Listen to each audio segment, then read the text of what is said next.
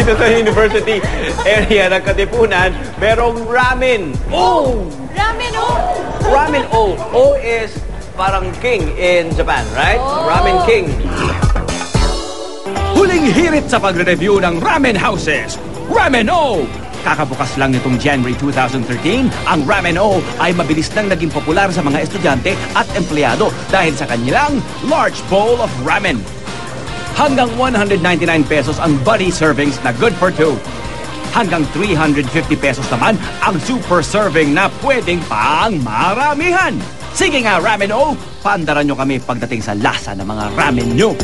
Authentic, di ba? Authentic yung feel. At syempre, look at that, my own ramen. Uunahan ko na kayo sa pagtikim ng The Master's Mix o Gyu Yakiniku Ramen. May beef, egg, vegetables at shoyu soup. Shoyu. I got the shoyu ramen. Shoyu is the soy sauce, right? It's soy sauce based. The broth has soy sauce. Nice chewy noodles. Happy noodles. Mine is kind of sweet in profile, pero I like it. This is mine na. Kanya-kanya na tayo. Yes. Wala nang bati-bati. Wala nang share-share.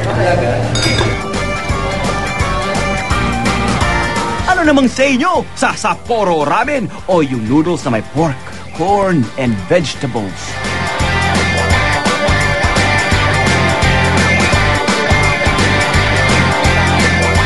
It doesn't taste Japanese to me. It tastes like a modern, more Pinoy version. So I think for students, that's perfect. Full of flavor naman yung mga ramens. Change court. Change court. Well, any known ramen house in Japan or here in Metro Manila, meron kang makikita Tantanmen. Tantanmen Ramen o the Ramenator. Premium spicy soup and noodles with pork, egg, and vegetables. Mga batan to eh. Silawang isahan lang. I like this Tantanmen. Yeah. Amen. Amen, Tantanmen. Magka-clap pa rin ba kayo sa final verdict para sa tatlong ramen houses na inyong kinainan? Ito exciting, oh. Look, they're called jars. D-J-A-R-S. Desserts in jars.